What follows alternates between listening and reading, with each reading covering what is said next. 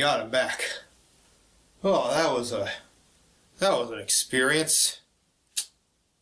Hello and welcome back to my Norty's Forgotten Flicks-a-thon. Well, after last week's films of terror, horror, blood, and guts, let's talk about a film from 2012 or 2013, depending on when you saw it, starring the guy from The Notebook and the guy from A Star Is Born.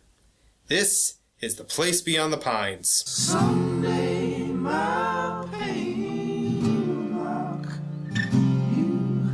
Directed by Derek Cianfrance, The Place Beyond the Pines is basically split into three different stories. One is the story of Ryan Gosling playing stunt motorcycle driver Luke Glanton. He hooks back up with an ex-girlfriend who has had a son that she reveals is his. In order to help her out, he quits his job and takes up robbing banks, as you do, and this eventually leads into the next story. This one focusing on Avery Cross, played by Bradley Cooper. Sadly, I can't get into this story because it is very spoiler heavy, but let's just say it involves a lot of guilt. And then the third story is 15 years in the future. Avery's son AJ, played by Emery Cohen, is friends with Luke's son Jason, played by Dane DeHaan, as they slowly learn about their father's past. Both Cohen and DeHaan were in their mid-20s playing what are supposed to be 16-year-olds, but somehow they pull it off. The acting is really good from everyone, with great chemistry between the actors. This was at that time when it wasn't guaranteed that Ryan Gosling would be allowed to act. Sure, sometimes he would be allowed to, and he was usually pretty good. Usually. But there was also this mindset of let's not let him act and instead just have him stare off into space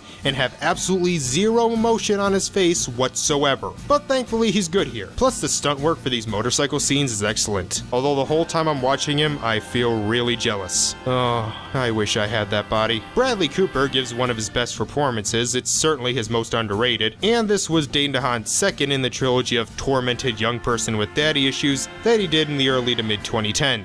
The others, of course, being Chronicle and The Amazing Spider-Man 2. The movie's well shot. There are a lot of long takes, which I'm kind of a sucker for, but what I love most about this movie is just the look of it. The setting, I love how they made this area look. I grew up in places that look like this, and very rarely have movies been able to properly show how these areas look. They either look too nice or a complete shithole. Here, it looks exactly like the towns that I grew up in, and it kind of gave me a sense of nostalgia. Also, I have a question.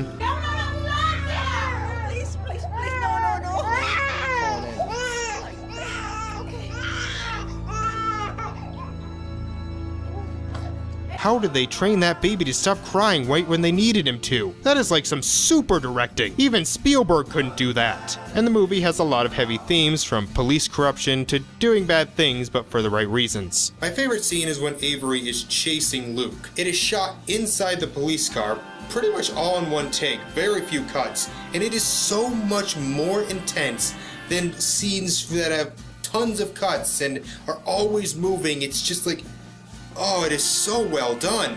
Plus, it also switches the point of view from Luke to Avery. Headed out of Boyerson, he's headed towards State. Cut him off at State. Got him blocked and barricade to State Street.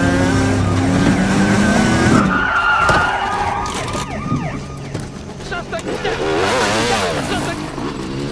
is going down State Street. He got around the barriers of Boyerson.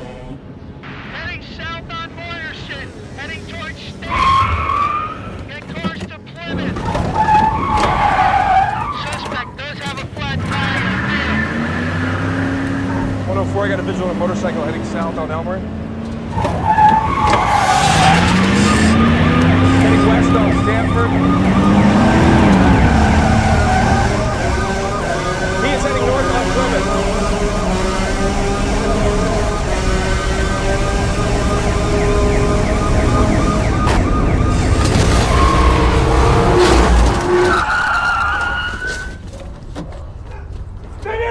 There's really only one negative, and that is that it's not a movie I really watch a lot. It's very long and has a lot of very heavy moments, so it's not one of those you could just pop in on a rainy day. Plus, the first act is so damn good that it makes the second and third act kind of worse in comparison. But it's a great movie, and while it won't be everyone's cup of tea, if you can, give it a watch at least once. Well, next time we'll be ending 2013 with a Daniel Radcliffe vehicle that took his career in very interesting directions. Thank you all for watching, and remember, if you ride like lightning, you're gonna crash like thunder.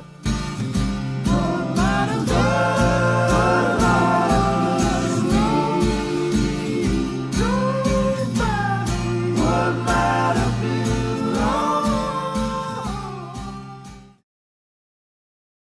I've been on the force for 22 years, pulled the trigger maybe 3-4 times. You're on for 6 months, you already got one in the bag. And he was white.